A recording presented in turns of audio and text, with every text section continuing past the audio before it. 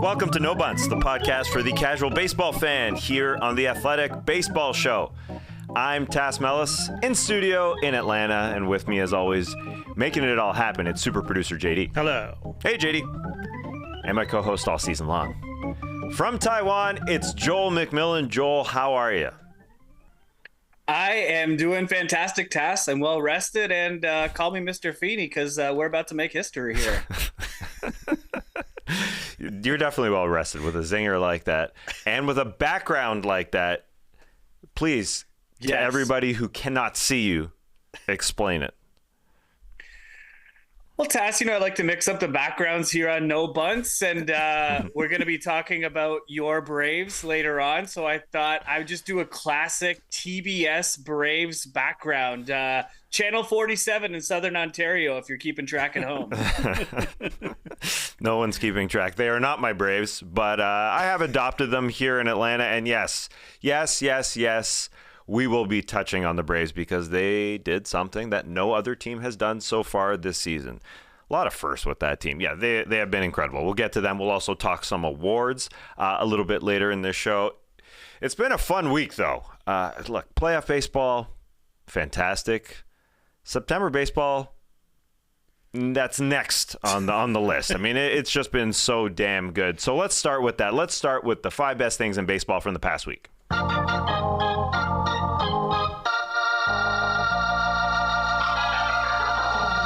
I'm not being facetious. September baseball is damn fantastic, and the Atlanta Braves are making it extremely fun. So we start with them. The Braves have clinched a playoff berth, and they had a subdued champagne toast in the clubhouse.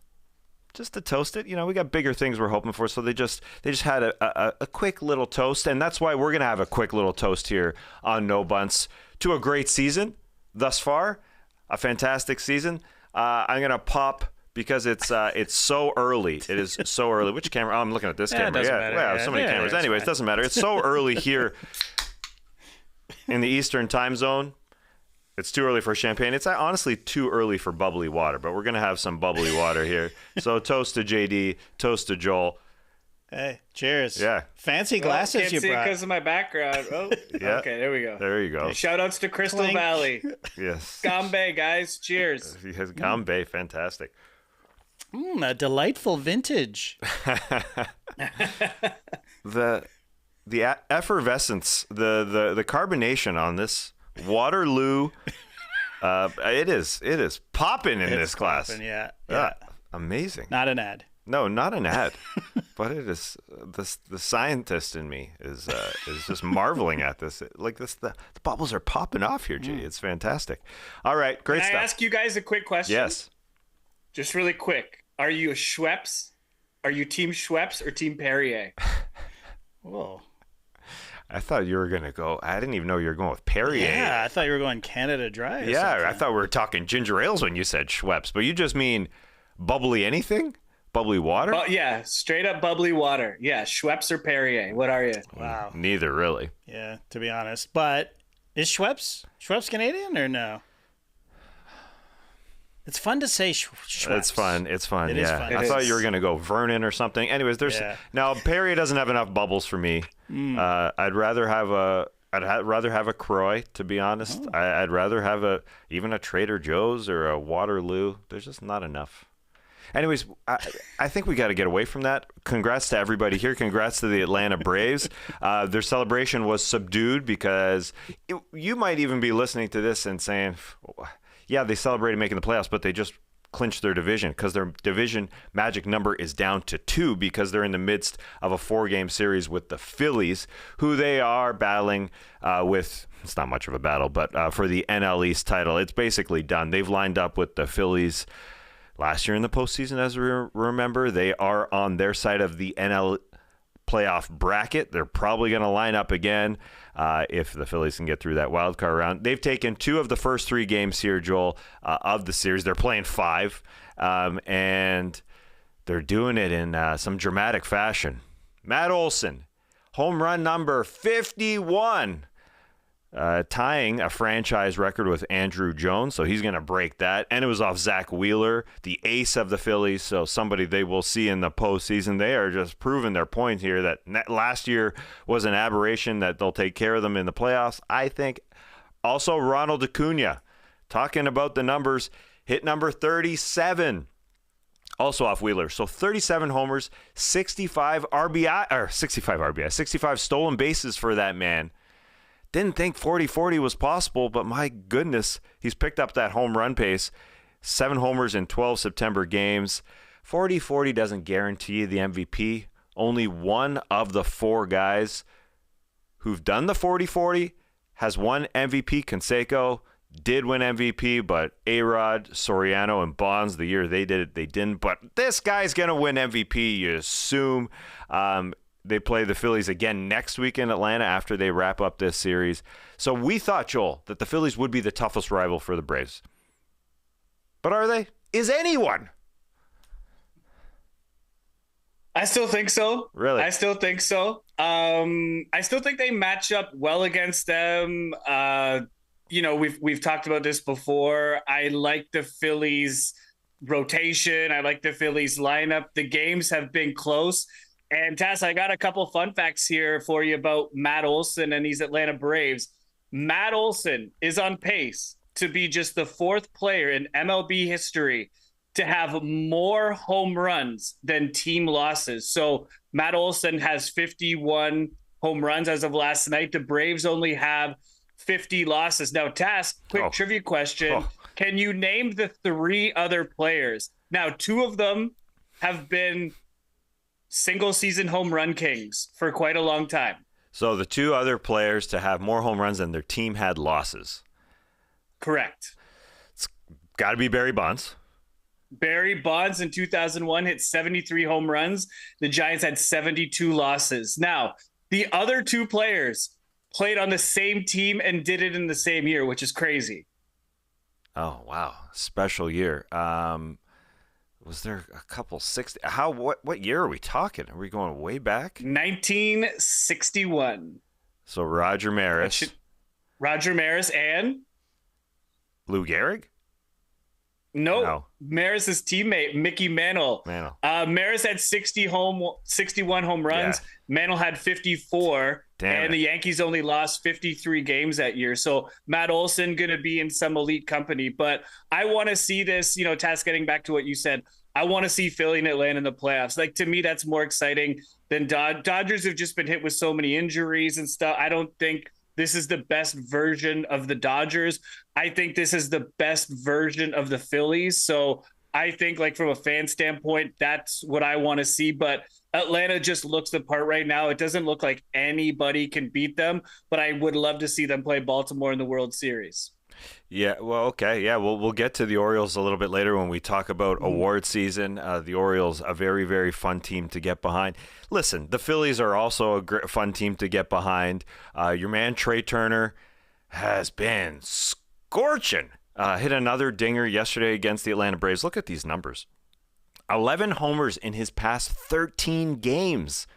He is on fire, Joel, since the Philly fans got behind him early in August, basically saying, come on. I know you're probably feeling the pressure of that big contract, but we need you, and we know you're great. And he is proving that he is huge. There's just no holes with this Braves team, and they're absolutely going for it.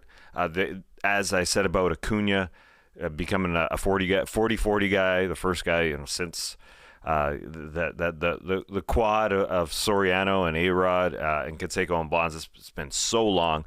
He wants to play in 162 games, and so you might think, oh, they're basically going to clinch the division probably in the next 2 games against Philadelphia Phillies as we record this on September 13th. But he's going to get he's going to do it. It sure feels like because of this huge run with 17 games remaining, if my rudimentary math is correct. Amazing stuff. The only thing that can throw them off, Joel, is the week off while the wild card round goes. I think that's the worst thing that can happen to this team because of what a roll they're on. And obviously there's 2.5 weeks left. They can go, they can start playing bad ball, but I think the smart thing that they're doing is they're maintaining rest for their starting pitchers. They're mixing that in, even though they're going for it. They're keeping their big guys rested, and I just hate that week off for a team like this, for the Braves when they get that bye along with the Dodgers. And right now the Phillies would play the Cubs in the wild card round, and it's like 5-6 days that you get off, and the winner of that series would probably play the Atlanta Braves if the season were to end right now. So I think that's the only thing that can throw them off. They're cooking. 9 guys in that lineup are just so solid, and yeah, you can always question the pitching with every single team, but that side is rolling right now as well. Yeah. And Tas, the Phillies have run into some actually a bit of bad luck in the last 3 weeks. They've hit the go-ahead or tying home run in the 8th inning or later, and 5 times, and they're 0-5 in those games. So they're good at coming back, but they just can't close out those tough games. And yeah, some of these losses to Atlanta, they've been in extra innings. They've been some tough losses as well. And Tas, speaking of Trey Turner, he's been on fire lately. He was on the paternity list last week, and I saw a thing on Reddit. He went on the paternity list exactly 9 months to the day after he signed his big contract. So I think we know how he celebrated all those dollar bills. Couple gin and tonics and maybe some Brian McKnight, and count those bills. But he's killing it right now, and he would come around. I mean, over 162 games, it always averages out. Like, Trey Turner's not this bad. Like, he's an elite player, and I knew that he would come around. It was never in doubt, Tas. My boy was always going to do it. He was going to do it. Thank you for explaining how conceiving a baby works. More happy to help. Yeah. More of a 10-month window, but anyway, it got done. Trey Turner did it. I'm still mad at myself for saying Gehrig over Mantle. Mantle's been in the news too, with the Jason Dominguez start with the Yankees. We'll get into that later, but I was with the wrong era. I fell flat, just like this bubbly water has fallen flat already. Should have used some real champagne. Gross. Right? Am I wrong, JD? Oh yeah, it got real flat. It got real quick. I think it's the design of the glass. Maybe it's designed. I think you're supposed to like shotgun these, one go. There's too much aeration or whatever happening here. Yeah. Okay, moving on. Let's stick in the NL because the playoff picture, it's taken shape. We have the Braves, we have the Dodgers, and then we have the Central leading Brewers. They'll be the 3rd seed if they can hang on to their division lead. It sure feels that way. Even if a wild card team like the Phillies has a better record, you win your division, you're top 3. That's the way baseball has it right now. But even right now, they are the 3rd best team record-wise in the NL. And I'm intrigued by this team. The 2023 Brewers, to me, Joel, are like the 2022 Guardians come postseason time. For me, I'm jumping on the bandwagon. I know I'm cheating on the Reds here a little bit. It doesn't look like the Reds are going to make it. It's all jumbled there in the wild card race. They still do have a shot, but I'm jumping on, considering their starting pitching and their lack of hitting. It's just like it's one of those things that they kind of have to get hot. But let's just go through what happened this past weekend with them, because they play some thrillers. Sunday against the Yanks, ace Corbin Burns on fire, no hitting the Yankees through 8 innings, 109 pitches. Who says pitchers don't throw 100 pitches anymore? Anyway, 2 relievers followed him with 2 no-hit innings, but that's only because of an incredible catch by Sal Frelick in right at the wall. If you haven't seen this, 2 Brewers flying at each other. We see great catches all the time in baseball, but you don't usually see the collisions. And Frelick was hit by his teammate Joey Weimer, and he sustained a bloody lip and cut inside his mouth. Joey Weimer did, because Frelick was flying at him. Weimer, the far bigger player. But anyway, Joel, how excited were you seeing this incredible catch? Yeah, that was one of the games of the year. I know, I know the Yankees don't really have much to play for these days. The Brewers obviously do, but that was an exciting game. And I'm happy to report that Joey Wiemer's amazing mullet was unscathed in that collusion. Like you said, he took a bit of a shot to the chops there. But that was just amazing. And I feel like when you look back at a lot of the no-hitters and perfect games, I feel like in a good chunk of those, and this is just purely anecdotal, but there's always that one crazy catch or crazy defensive play that preserves the perfect game or preserves the no-hitter. So that was awesome to see. Back and forth game. The Yankees ended up pulling it out. But yeah, that was definitely candidate for one of the games of the year. But they lost that game. But, I think they won the first two of that series. And, I think the Brewers are in pretty good shape. They've got a pretty easy remaining schedule. They play the Cards in 2 series. And they play the Nats. I think that takes up 10 games. They play the Marlins again, and then they finish the series again, finish the season against the Cubs. So they've got a 4-game lead right now. I think they're sitting really pretty. Their fate's kind of in their own hands, but I have a hard time seeing the Cubs passing them. The Brewers look like they're going to win that division.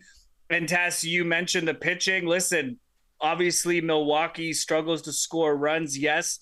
But as long as you have pitching come October, you're not out of any game. And, I think they're going to be a tough out no matter who they play. It'll be interesting to see, how they do come postseason.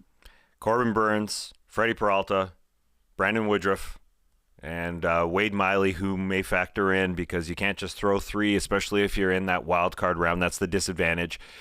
Then you got to go play in the NLDS, which, can slow down your pitchers. So they're going to have to be in that first round. As it stands right now, they would be playing the Diamondbacks, who occupy the last wild card position. But Burns, who started that no hitter, and the Yankees took care of business in the end.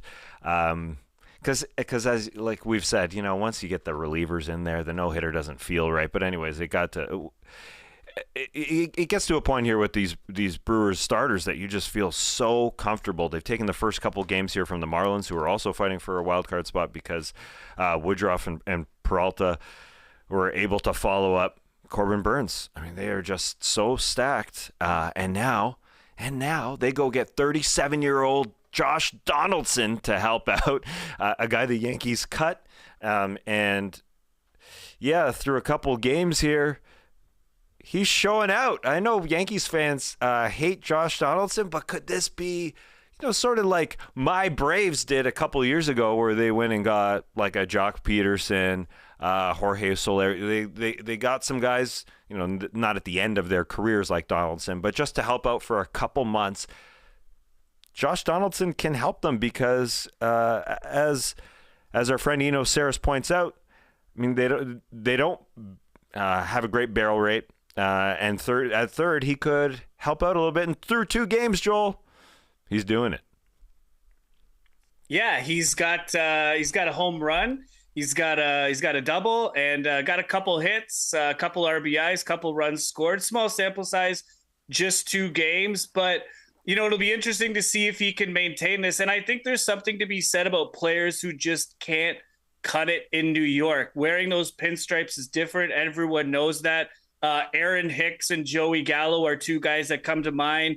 They really, really struggled in New York. And once they went on to other teams, they flourished. Aaron Hicks is having a great season in Baltimore. And Gallo, he obviously played better once he left New York.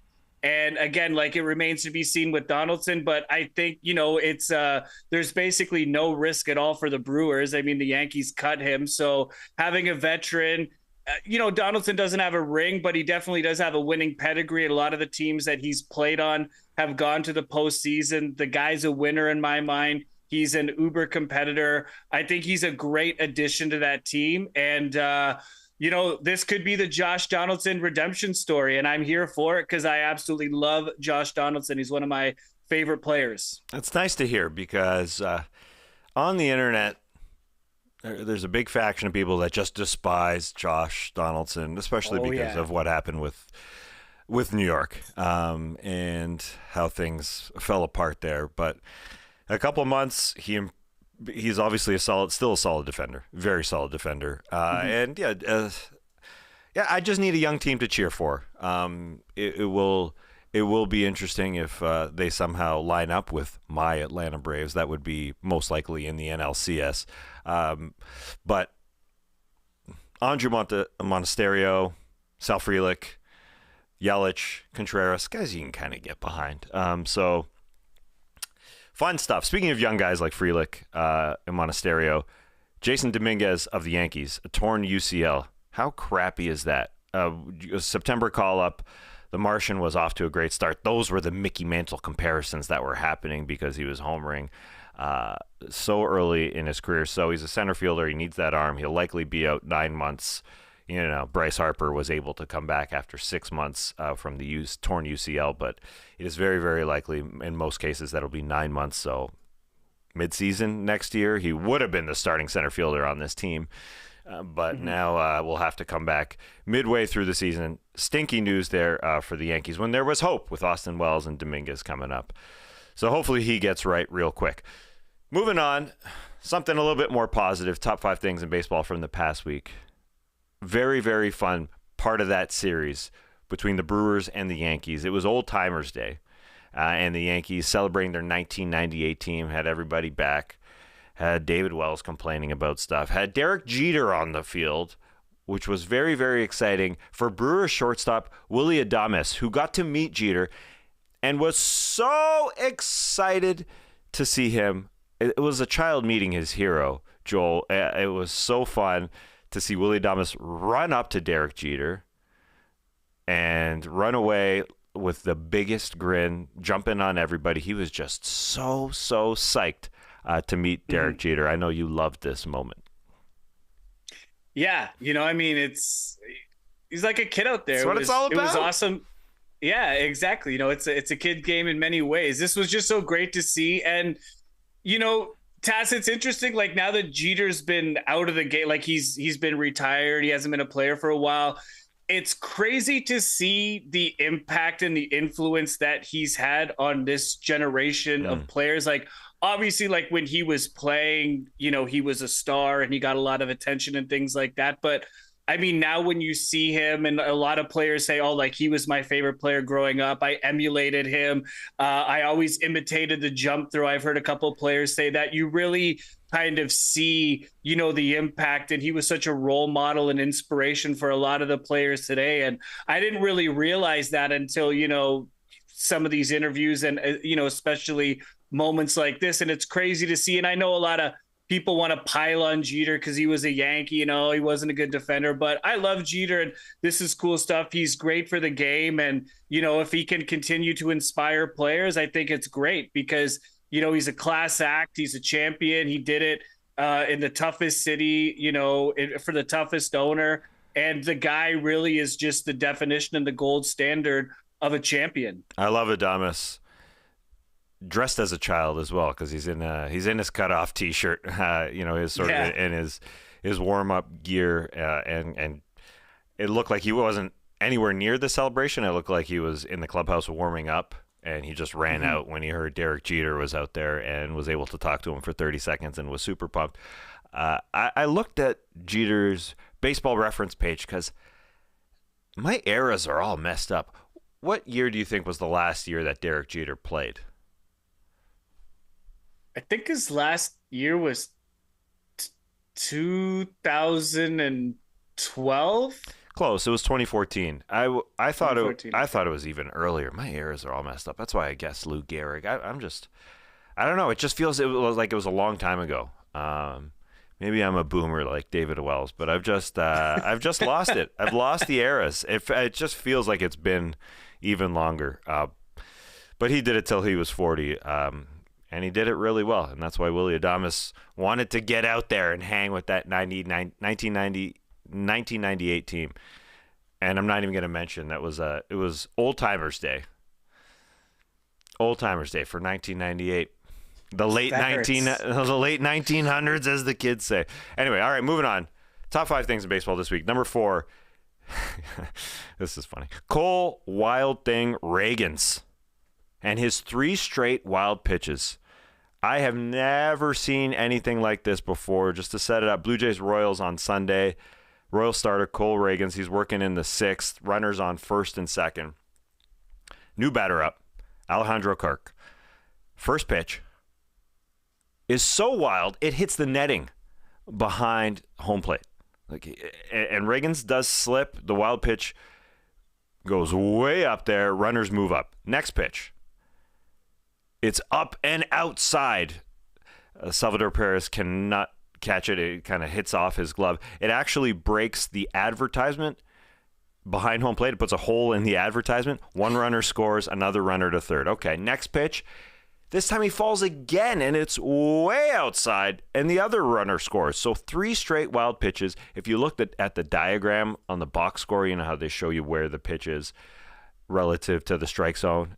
Hilarious stuff because it's way up, and then one a little bit closer, but still way up, and then another one way out. And then next pitch would be his last. He walked Alejandro Kirk on a regular ball, and they yanked him. Have you ever seen anything like that, Joel?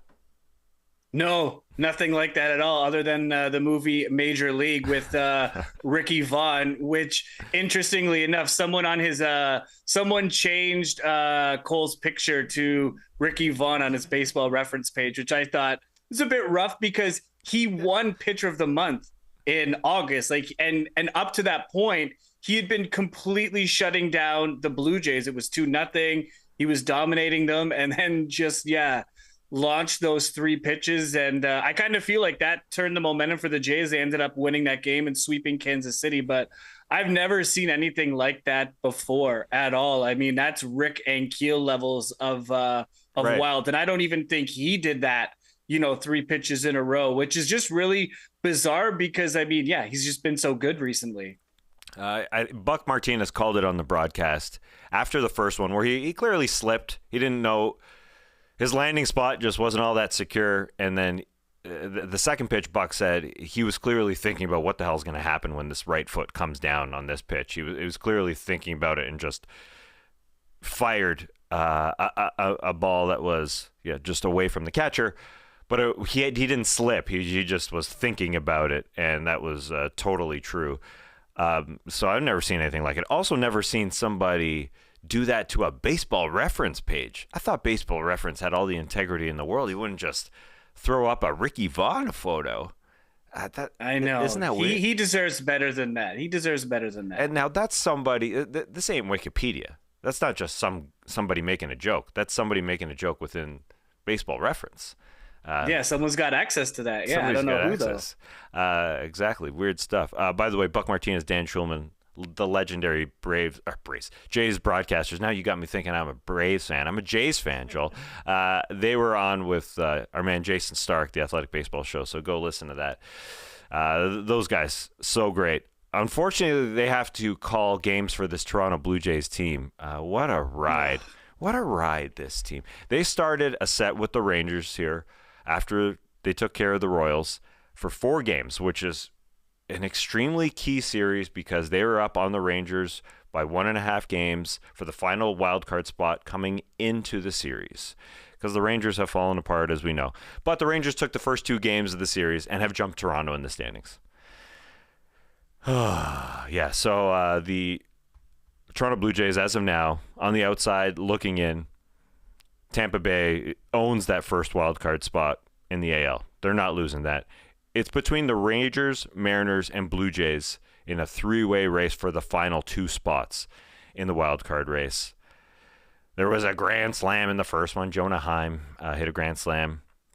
And then Evan Carter, nice little story, September call-up, filling in for an injured Adolis Garcia, hit his first ever career home run in that first game. And then the second game, Scherzer pitching great, left the game in the 6th.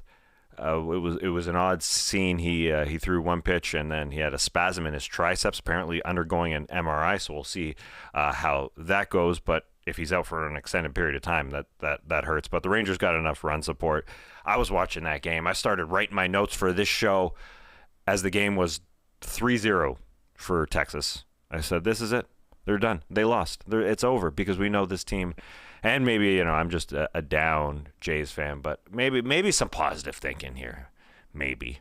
They've been hot in September the last 2 years to help them, get into the postseason last year, and 2021 they were really close. But 2 years ago they won 22 of their last 31 games. Then last year they were 22-11 in their last 33 games. So I don't know, Joel. It's a roller coaster.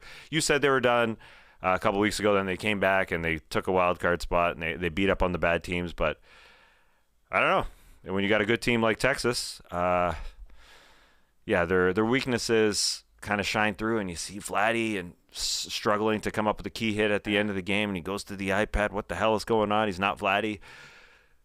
It's tough to watch. It's tough to watch right now, and obviously they can pull it out with 2.5 weeks left. But I like to hear hot Joel on the Toronto Blue Jays. So let's hear it. Oh, Tas, this team. Oh man, I don't even know where to begin. It's just one step forward, 2 steps back with them. They haven't won more than 6 games all year.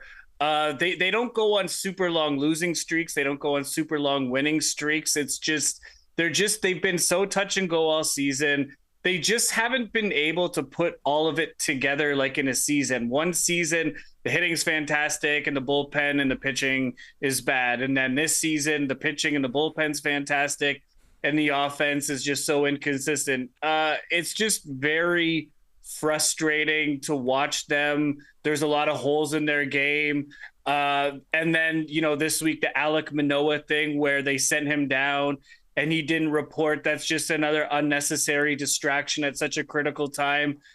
If they fail to make the playoffs this year, and there's a good chance that they do, I mean, like you said, there's 2.5 weeks, there's still lots of baseball to be played. They're only half a game out, but if they fail to make the playoffs, they got to make big changes. You can't run the core of this roster out again and expect to be better. They have no playoff wins to show for it. They've got one of the biggest playoff collapses. They've got over $200 million invested in this team, one of the highest payrolls. You can't just and Baltimore and Tampa Bay are better than them. Houston's better than them. They need to make some wholesale changes. If they don't do it, I've still got my fingers crossed. Hopefully they can nab that 6th seed and they can play Minnesota, which I think is a winnable series. But based on the way this team's playing this year, I think that's about as good as it's going to get, because I can't see them getting by Tampa Bay or Baltimore, Houston, whoever they would end up playing if they beat Minnesota. But it's just been a very frustrating season. And I think there were a lot of hope and expectations. Okay, 2021 was heartbreaking. 2022 was heartbreaking. It was all going to kind of come together. On paper, it looked like they had a great team, but they've just fallen short. They're very uninspiring to watch. I watched them less this year and disappointed, but not going to give up, not going to give up. But no, don't give up, If they can take these final 2 games. They're losing you. That's a bad sign. If they can take these final 2 games from the Rangers, but how can you bet on that? I mean, they do throw out great pitchers every single day, so it's possible. But I do agree with you. It would be wonderful if they do get in to be in that final wild card seed, because then they stay away from the Tampa Bay race. They would stay away from going into Tampa and the AL East side of the bracket, because that's the Tampa-Baltimore side of the bracket.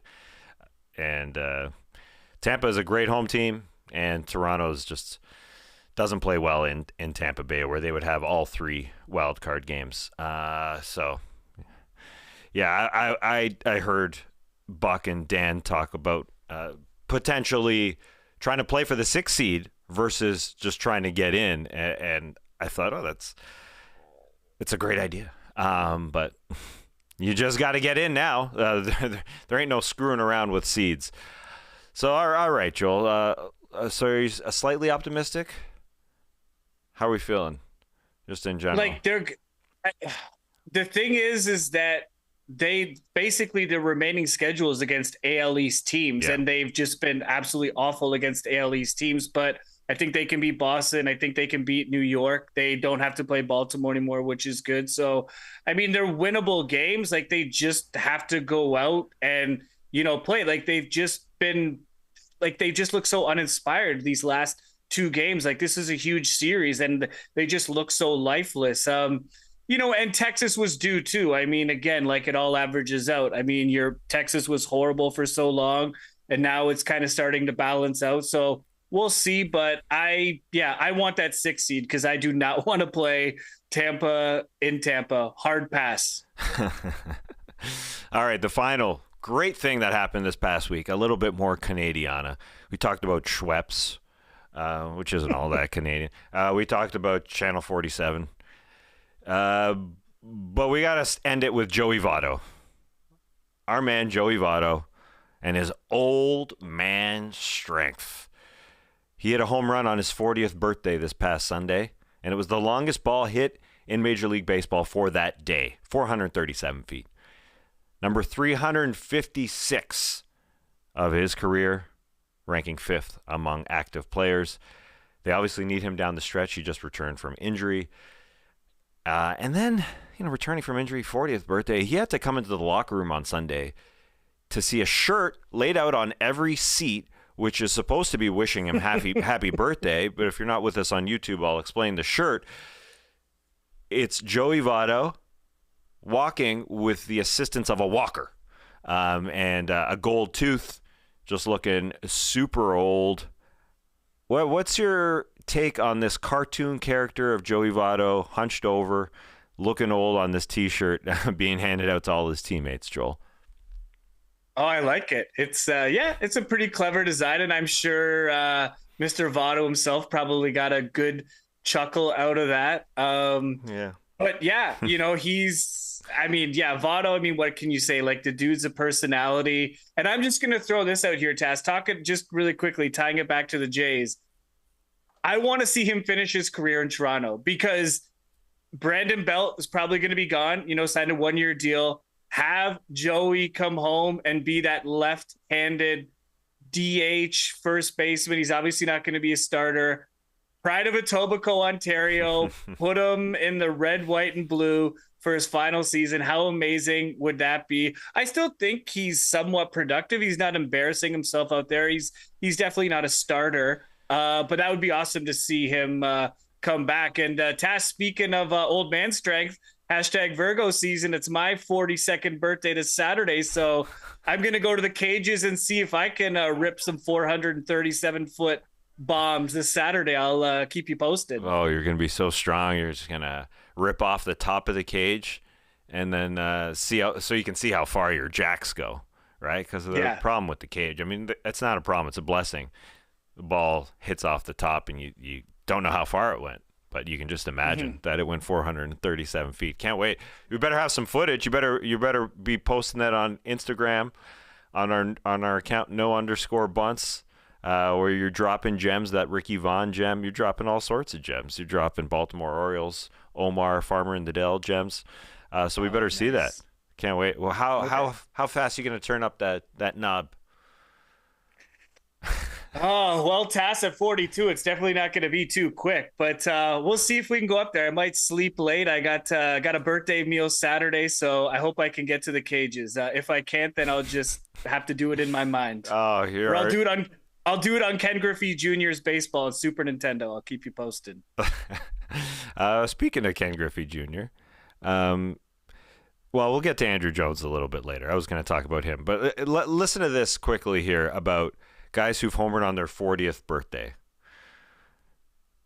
Joey Votto became the first player to homer on his 40th birthday since A-Rod in 2015. 7 players have hit home runs on their 40th birthday. I don't know if you want to throw out any names. I'm not going to give you full trivia. It's just a hard question. I don't know if you remember any. Anyways, it's Votto, A-Rod, Chipper Jones, Tony Phillips, Wade Boggs, Joe Morgan, who hit 2 on his 40th birthday, and Bob Thurman. And then 2 did it on their 41st birthdays in MLB history, Jim Thome and Darrell Evans. Shout out to our man, Trent Rosecrans, friend of the show, who doesn't know he's friend of the show, but he's friend of the show, for all that information there. A lot of players hitting bombs on their 40th birthday. I was kind of surprised by that stat. But just quickly back to the cartoon character. I know Joey Votto's got an incredible sense of humor. That T-shirt there, something tells me he didn't like it. I think he's just a he's just a little too old for this shit, you know? Especially just coming back from injury. I think that kind bad taste. The Walker's bad taste. Yeah. Yeah. It wasn't his first game back, but he just came back. And so it's a little bit of salt in the wound. Just a reminder, another reminder. I just had to come back from an injury, which he had to fight through to get back earlier in the season as well, and fight through another injury. I think it's a little much. And you know what's funny is that I had to really dig to find this photo. It was on Bally Sports, like they put it as part of the, a package, pregame package, I think, where they talked to all the players who wished him a happy birthday. But usually you'd see something like this, and it'd be all over Twitter. It would be everywhere. I literally couldn't find it on Twitter, and that's not because of their lack of a good search bar. You think he scrubbed it? He scrubbed it from the internet. I wonder if the Reds. I wonder if him and the Reds said, "Don't make this a thing." Like he said to the social media team, like, "Screw off." Like, he's not that kind of guy, but it was just weird not to see it everywhere. Yeah. That part was strange. I mean, imagine if they made that his bobblehead next year. Whew. Oh. Interesting. Yeah. That would be terrible. Yeah. I'd be more offended about the bags under his eyes. Look at that. Yeah. And the crow's feet around his eyes. I don't know. He doesn't look that old, does he? No. I think he looks pretty young. As a matter of fact. Solid for 40. Hey, well, it is a trope to be like, hey, it's your 40th birthday. So you're an old guy 40. Now. So it is 40, still kicking it. Yeah, we'll get into another playoff game. With the Reds, it's looking a little difficult right now, just because there's so many teams. They could obviously still make it, and maybe he wants to do it next year with the Toronto Blue Jays. There, Joel, a little more. Bring him back. Yeah, that would be nice. Bring him a Tobico, a Toronto shutout. So many Canadian references today. I'm proud of us. I'm very proud of us. All right. Barely. I mean, Schweppes, not confirmed Canadian. No, it's not. Channel 47, definitely not Canadian. I mean, what do you mean? What do you mean? It was on. Canadian? Well, it's TBS. It's an American station on a Canadian cable service. Yeah. So the reference of Channel 47 is Canadian, but that's it. Like. Okay, but we're talking about the Canadian TV guide lineup, and actually. I think you should say Cable 47. Yeah, right. Right? Because Channel 47 Cable 4 was Omni TV, CFMT. Sing it, Tas. Channel 47 Cable 4 Cable Fun. That's right. Some would say. If you want to go retro Ontario. Shout outs to Lucy Zilio. Lucy Cilio, get out of here! Wow, that was good. That was great. They had a great lineup on Channel 47 Cable 4. I'm not going to sing the song, but man, Perfect Strangers, Love Connection. Yep. Chuck Woolery doing his thing. What else? Love Connection. Full House. Simpsons were definitely on it. Full House did we mention? Married with Children. Anyway, let's move on. Let's get to some awards predictions in a segment called Fair or Foul.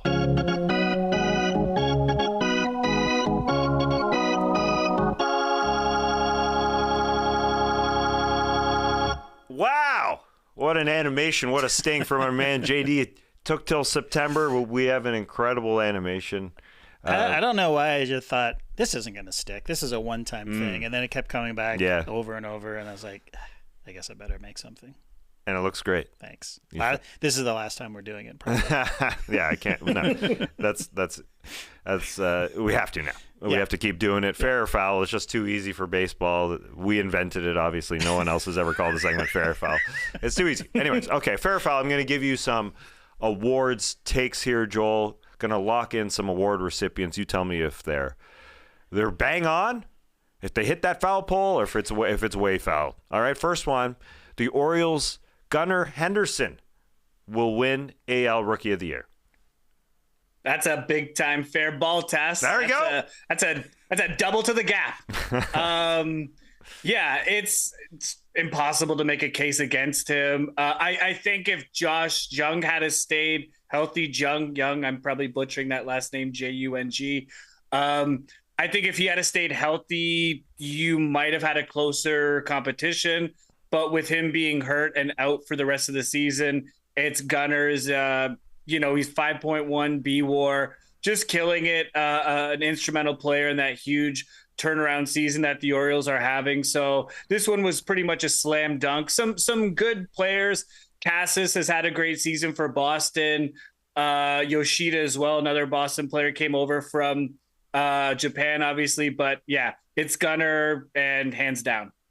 Although, Tas, I will say this. I thought you were coming with a little bit more Canadian. I was surprised. I will. Okay. This is an interesting stat. Gunnar has a 5.1 B-WAR in 486 at-bats this year. Our boy, the mustachioed man himself, Davis Schneider, has a 2.2 B-WAR in 77 at-bats. So it's crazy to think about like what his season would look like over 162 games, a full season. Obviously, we're not going to be able to see that. And unfortunately, Schneider, because of the amount of games he's played this year, he wouldn't be eligible for Rookie of the Year next year. But, I digress. It's totally Gunnar. Love the name. I would give him I would give him Rookie of the Year just on name alone. Gunnar. You can't deny it. And yeah, Josh Young, Tristan Casas. You butchered a couple names. That's okay. That's why I'm here for you. I got you, Joel. Tanner Bybee, another name. But yeah, Davis Schneider needed to be up a heck of a lot earlier for him to deal with Gunnar Henderson. I love that guy. He's always looking to take an extra base, and he's part of this Orioles team that you discussed. You want to see in the World Series. Also, a team you can get behind just because of the way they've done it. They're doing it through the farm system, as Gunnar Henderson always talks about. He talks about coming up with a lot of the guys that he's playing with. They didn't go out and sign these huge names. They are just a team to be reckoned with that has, grown internally, organically. A note here, last year's AL Rookie of the Year, Julio Rodriguez, this week, just became the 4th player in MLB history to join the 30-30 club at 22 years or younger. So, yeah, there's a little caveat on there. But just the 4th player to do 30-30 at 22 or younger. You want to do the other 3? One of your favorite players, who you say is the best positional player when healthy, did it? Oh, Trout. A guy who's going to do 40-40 this year. Who's going to do 40-65 this year, it looks like. Acuña and another member of the 40-40 club, Alex Rodriguez. All right. Great stuff. Also, just a note on Julio Rodriguez, because it looked like he was falling apart there in April. But, as we've talked about baseball, my goodness, what a long season. You just got to stick with it. And actually hearing Gunnar Henderson talk about how he's evolved from a minor league player to a major league player, he talks about just not worrying about the big surface stats, worrying about the homers and what he's producing there, just worrying about the process, like a real major leaguer talks about, and just looking at how hard the ball's coming off his bat, whether or not he's hitting it into the ground or whatever, just his swing and all that. He is stuck with it, just like Julio Rodriguez stuck with it and has turned it around, and the Mariners in a position to make the playoffs. All right. Jumping over to the other league, a team that's also in playoff contention right now, the Arizona Diamondbacks. Corbin Carroll. Is Corbin Carroll a lock for NL Rookie of the Year, Joel? Yeah, another no-doubter. Yeah, another fair ball. Similar to Gunnar Henderson, he's been a very instrumental player. Arizona having another huge turnaround season. I don't think a lot of people expected them to be competing for a playoff spot, and here they are, almost mid-September, and they're in the 3rd wild card spot, having an absolutely monster rookie season, and seems to be a guy that they can build around. And this is just more for me, Tas, but I hope in the next World Baseball Classic that Corbin Carroll puts on the Team Taiwan uniform, because his mother is Taiwanese, and I think that they approached him to play in the last World Baseball Classic, but he actually turned it down. So it'd be cool to see him on Team Taiwan. But yeah, he's another guy, slam dunk. I feel the Rookie of the Years this year bit anticlimactic, because both in the AL and NL. Those guys are just having dominating seasons. But yeah, it's Carroll, and it's not really close in my opinion. Damn it. Why did we start with them? Why did we start with these slam dunk rookie of the years? He has been awesome. I got to see him here in person in Atlanta. The speed game is so fun. 47 stolen bases for this rook. 866 OPS. Dude is doing it, and if they're in a postseason series, he's going to need to do it then, just because of their bat situation. He has been fantastic. Kodai Senga, a guy you can mention as well. Yeah, not rookie of the year, but has had a good year for the New York Mets, in an abysmal year for them. And then you can talk about the Reds, rooks. Elly De La Cruz, Matt McLain, and Spencer Steer have all had good years, but sort of like Davis Schneider in the AL, Elly De La Cruz called up in June. Matt McLain also called up this season, didn't start the season kicking it in the majors, so that hurt their chances for McLain and Elly specifically. But the Reds have a very bright future, as do the Orioles, as does Corbin Carroll, obviously. All right, let's go to something which, you know what, is also probably a slam dunk. Let's go to the AL Cy Young. Fair or foul, Gerrit Cole will win AL Cy Young. That's fair, but I think it's a bit closer than the two other ones. Yeah, I mean, Gerrit Cole, just Mr. Consistent, 14-4, leads the AL with innings pitched 187. He's first in ERA with 2.79. He's got a 1.027 whip, which is tops in all of baseball.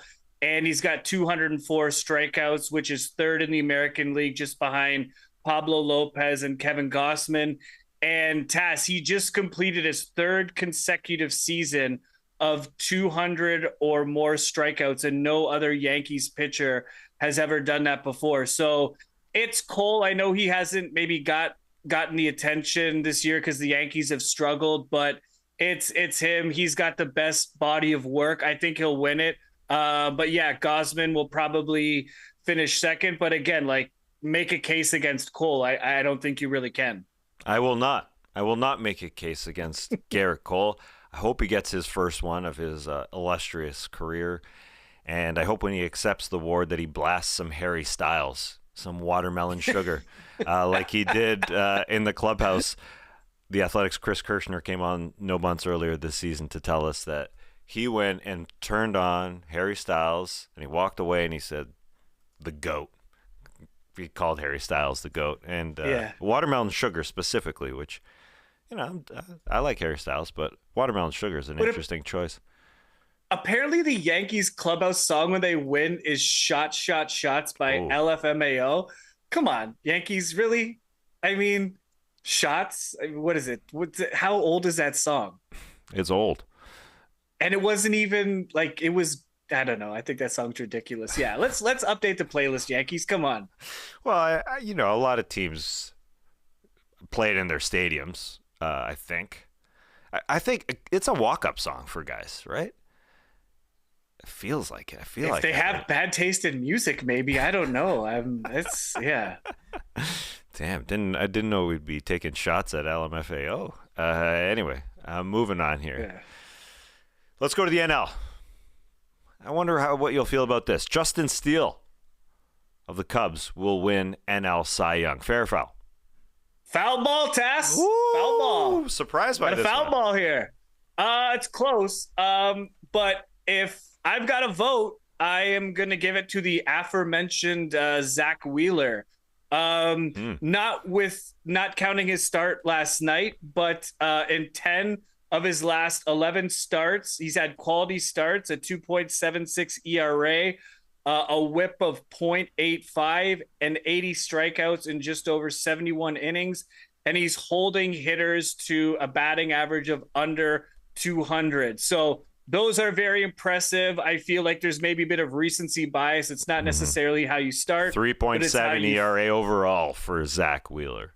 I know that's the one thing, but ERA is a slightly outdated stat. Steele's got 2.49. Shots.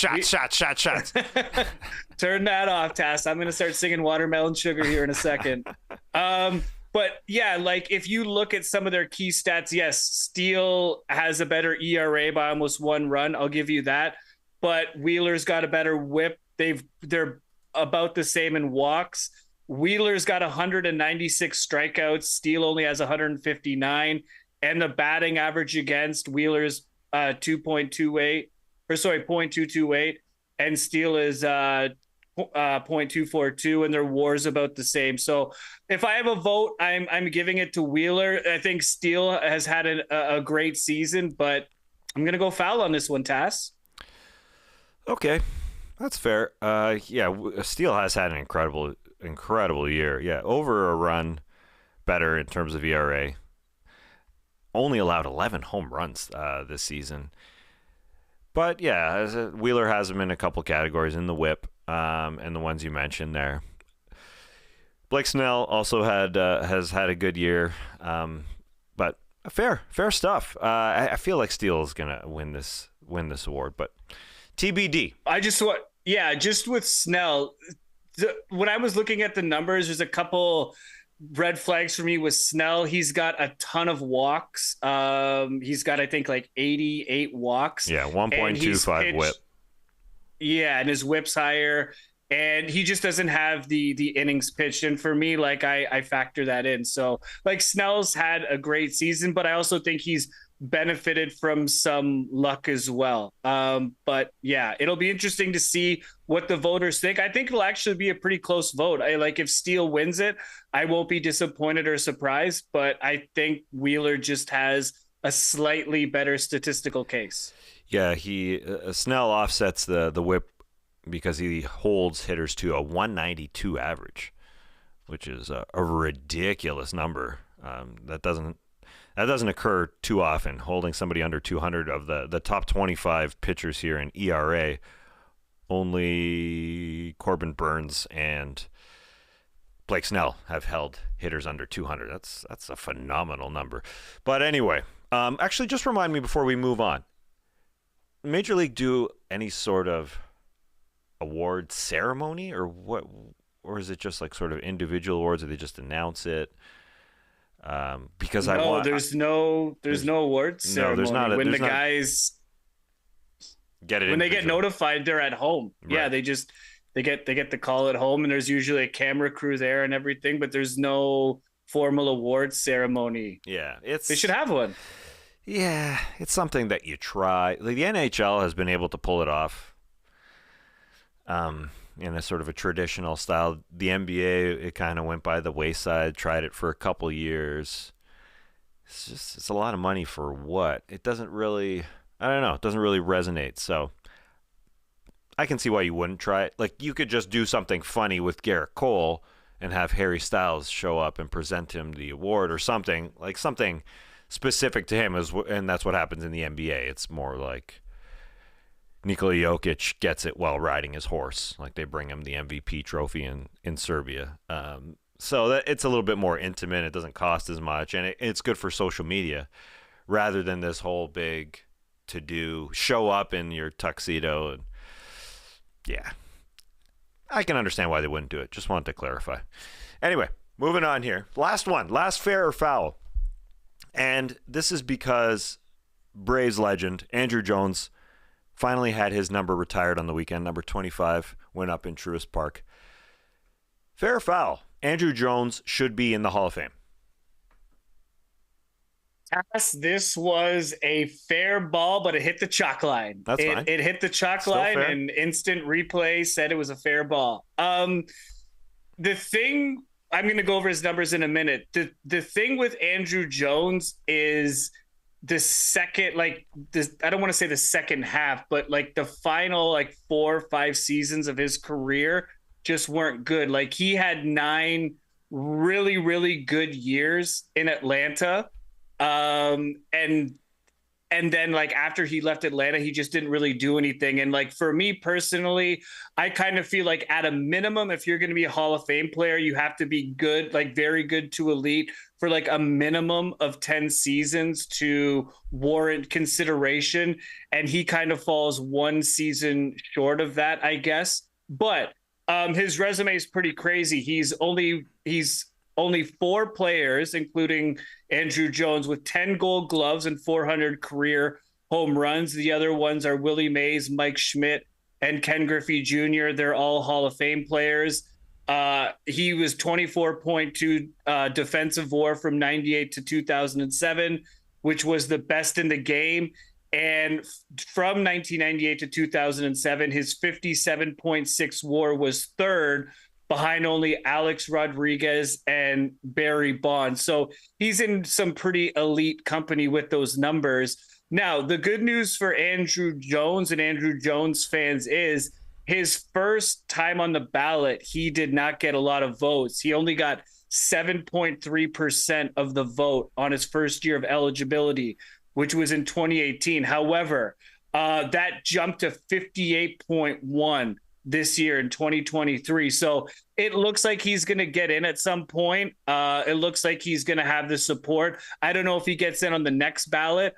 I think he should be in, but it's closer than people want to think, because if you look at his stats after Atlanta, like it's really bad. He fell off quickly. He did have decent years after he left. There are some OPS numbers, 827, 851 when he was with the White Sox and the Yankees. Yeah, not super elite, but sort of in line with some of the Gold Glove years, which, like you said, 10 straight Gold Glove years in center field. I think it's easy to lump him in with Willie Mays and Ken Griffey Jr. as a few of the best center fielders we have ever seen defensively. But yeah, the OPS numbers and the OPS plus, there's a couple bad years, even in those Atlanta years, which you could poke holes in. There was a great trivia question, actually, listening to Starkville, about guys who had 10 straight Gold Gloves and had over 100 OPS plus. There's only 4 in the history of this game, and Andruw Jones is just short. He had 8 years of OPS plus over 100 to go along with those 10 Gold Gloves. Mike Schmidt was just short. He had 9. There's some holes in it, but Griffey did it. Mays did it. Johnny Bench did it. And the other name is escaping me. Anyway, it's. I think I understand what you're saying with the years afterwards. He kind of retired fairly early for a player, just because injuries caught up to him. He was 35 when he hung it up, and so he didn't get the longevity. But good news for him, as you said, his percentage continues to rise. He could go the way of Scott Rowland, who kind of matches up his first year of eligibility, 2018 as well. He was at 10%, and he just got in this year at 76.3% in 2023. So that rise is similar. You got to get to that 75% mark, and yeah, not far off. He got to 58% this year, so he still is not there, but he could get in. Yeah, it's an interesting. He's gonna get in. Like if he's jumped that much, and he's at 58% now, and I think he's still got another 5 years on the ballot. Like he's gonna get in. It's just a matter of time. Matter of time for Matty Olson to break his franchise record of home runs as well. They've tied at 51. That's just a ridiculous number for Matt Olson this year. And they want to keep playing until the end of September and keep it flowing. Then they got to sit down for a week, which I hate for these players. But anyways, he's having an incredible year. Matt Olson is. No other player has more than 44 home runs. So he's got a good lead in the home run department. Ohtani and Pete Alonso both have 44. Just always got to bring it back to the Braves here. It's just an incredible year, Joel. It is an incredible year. I think when we look back after these next 2.5 weeks, I think we're going to say it's the best offense in the history of this game. It's hard to disagree. The Braves just, 1 through 9. I mean, there's imagine a pitcher facing that lineup. Like there's just no easy out in that lineup. They are just stacked. Yeah, with the DH as well, and it's coming through in the NL. It's an easy argument to make, so they'll probably keep it up here for the rest of the season. As Acuña said, I want to play 162 games, so that's great that your leader is doing that. So we will be talking about Braves postseason baseball in 2.5 weeks after this second best month of baseball is over. October, number 1, obviously. I think September's number 2. It's a lot of intensity going on, a lot of fun happening. So make sure you stick with us through the rest of the regular season. We'll be back next Wednesday, as we always are, on the Athletic Baseball Show feed, wherever you get your podcasts, or the Athletic Baseball Show YouTube channel. You can get the best writing in sports for only $1 a month, if you haven't heard, for the next year. $12 for the next year. Go to theathletic.com/no-dunks or theathletic.com/baseball show. Make sure you check out the hot memes from our man Joel McMillan on Instagram. He's producing the memes right now. He was fouling a few off, as you said to me offline, but then you stepped up with the Omar fact. The Omar meme got us back on track. Tas 40 likes. That's what we like to see. I say just go Omar meme every post. That put me to bed yesterday, by the way. The whistle. I just whistled myself to sleep last night. And I can't whistle right now. Okay. I can't whistle like Omar. Okay, like you want me to stop talking? I could just keep talking. I can keep talking. But great fact there. The Orioles, first team in MLB history to beat all 29 teams in one season because of the new balanced schedule. That's a great fact. And that's why you posted the Omar meme. Not just a meme poster, but there was some meat behind the meme. Baltimore coming. Look out. All right, we'll see you next Wednesday. For JD, for Joel, I'm Tas. We'll see you then.